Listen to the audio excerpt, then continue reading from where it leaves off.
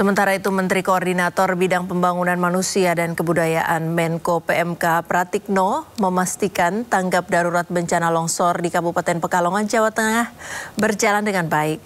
Menurut Menko PMK, fokus pemerintah adalah pelayanan selama tanggap darurat di pengungsian. Sementara pasca bencana, pemerintah harus menyiapkan hunian sementara dan tetap.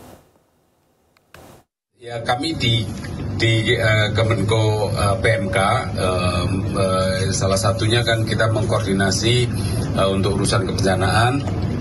Jadi sejak kejadian kemarin kami di Kemenko PMK bersama dengan BNPB sudah ke lapangan, ada deputi ke lapangan, terus kemudian ada staf sus juga, ada staf ahli, kita juga ke lapangan untuk menjamin bahwa tanggap darurat bisa berjalan dengan baik.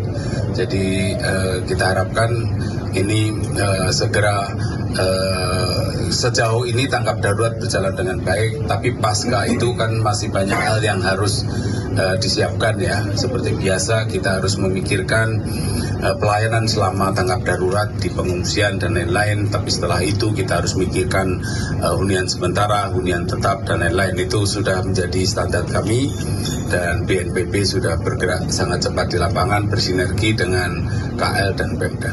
Badan Penanggulangan Bencana Nasional atau BNPB menekankan dalam fase penanganan darurat pemerintah daerah harus segera mempersiapkan segala hal yang berkaitan dengan masa transisi tanggap darurat menuju pemulihan secara paralel. Dalam fase ini pemerintah daerah harus segera membuat data terkait dampak kerusakan infrastruktur bangunan, baik rumah warga maupun segala sarana dan prasarana umum lainnya.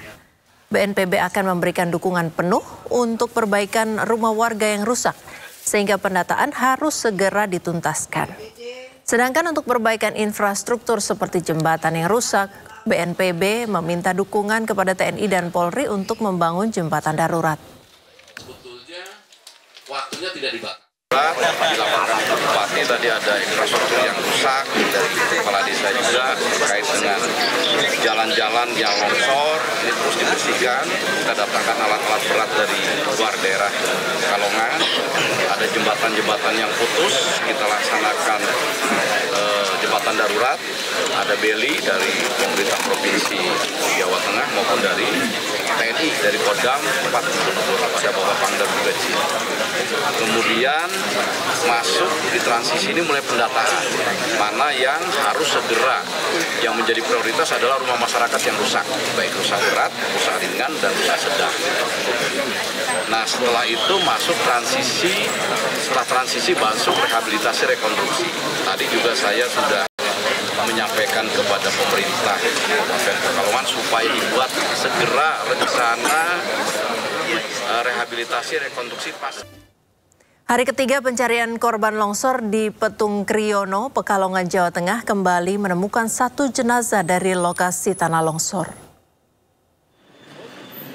Saat ditemukan, posisi korban berada 200 meter dari rumah sekretaris desa Kasimpar yang menjadi tempat berlindung beberapa warga dari guyuran hujan yang disertai petir.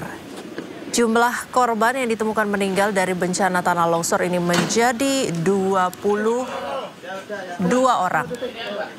Upaya evakuasi masih dilanjutkan untuk mencari 4 orang lainnya yang dilaporkan hilang. Dalam upaya mengevakuasi korban hilang, Basarnas melakukan perluasan area pencarian dan menerjunkan sekitar 1.200 personel yang dibagi ke beberapa titik longsor.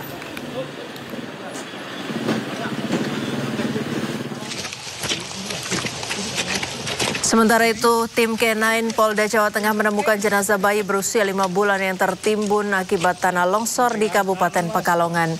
Bayi yang bernama Abian ditemukan dalam keadaan tertutup selendang di bawah kasur yang tersangkut pohon bambu. Proses pencarian korban longsor dan banjir bandang ini masih terus dilakukan oleh tim SAR gabungan. Mereka berharap dapat menemukan korban lain yang mungkin masih tertimbun.